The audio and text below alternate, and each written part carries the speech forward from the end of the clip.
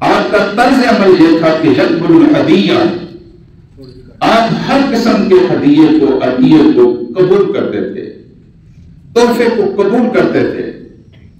ولا یاکل الصدقہ، لیکن آقا علیہ السلام صدقہ نہیں کھایا کرتے تھے۔ ہدیے کو قبول کرتے تھے لیکن صدقہ نہیں کھایا کرتے تھے۔ کان رسول اللہ صلی اللہ علیہ وسلم، اللہ تعالیٰ کے رسول ایسے تھے کہ اذا اتی بالطعام، جب ان کے سامنے کسی اجنبی ماحول میں کھانا لایا جاتا تھا تو سأل عنہ، اس کے بارے میں وہ پوچھ لیتے تھے، سوال کرتے تھے، احدیۃ ام صدقہ، یہ تحفہ ہے، یہ ہدیہ ہے یا یہ صدقہ ہے؟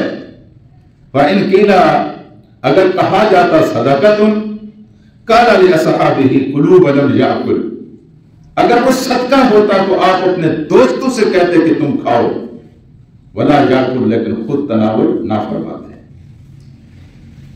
وَإِذَا قِیلَ، جب ان سے کہا جاتا ہدیۃ، کہ نہیں یہ صدقہ نہیں ہے بلکہ یہ تحفہ ہے، یہ ہدیہ ہے، تو ضرب بِیدِہ فَأَکَلَ مَعَهُمْ، تو آپ اپنے ہاتھ کو بڑھاتے، خود بھی کھاتے، اپنے دوستوں کو بھی کھلاتے۔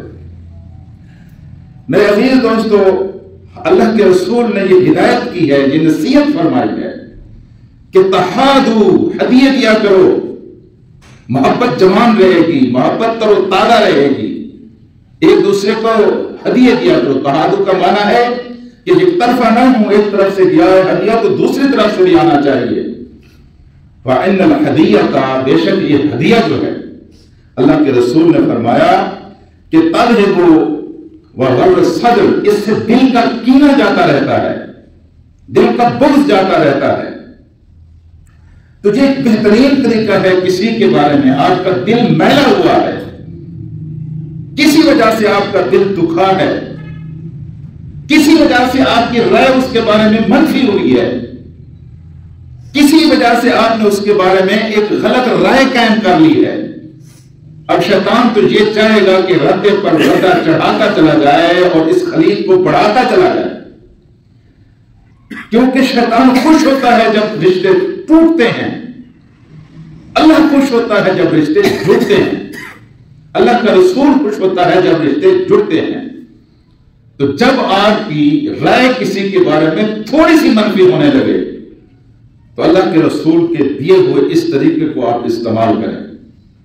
آپ کے دل کے اندر جو کینہ آیا ہے، جو منفی سوچ آئی ہے، ایک اس کاروائی سے اس کا خاتمہ ہو جائے گا اور آپ کا دل صاف ہو جائے گا۔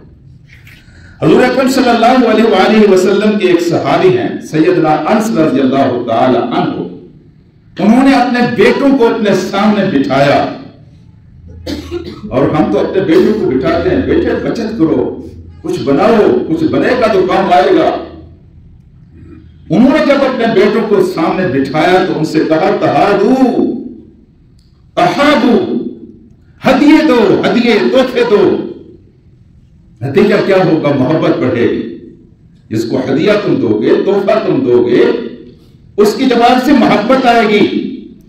اور یا بنیا، پھر کہنے لگے اے میرے بیٹو، تبادلوا بینکم، یہ مال جو تم خرچ کرتے ہو اپنے دوستوں کو اوپر اس کو خرچ کیا کرو جو کماتے ہو، تبادلوا، خرچ کیا کرو، بینکم، اپنے درمیان، یعنی اپنے دوستوں کے درمیان، کھلایا پلایا کرو، ان کو بلایا کرو، ان کے پاس جایا کرو، تحفے لے جایا کرو۔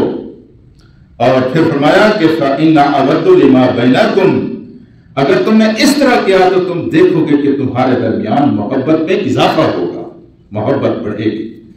عزیز دوستو، حضور اکرم صلی اللہ علیہ وآلہ وسلم جو تحفے دینے کے ادب سکھلاتے ہیں، ان میں سے یہ ہے کہ آپ کے حسن سلوک کے یا آپ کے تحفے اور ہدیے کے سب سے پہلے مستحق وہ ہیں جو آپ کے قریبی ہیں، جہاں آپ کا رشتہ بہت قریب کا رشتہ ہے۔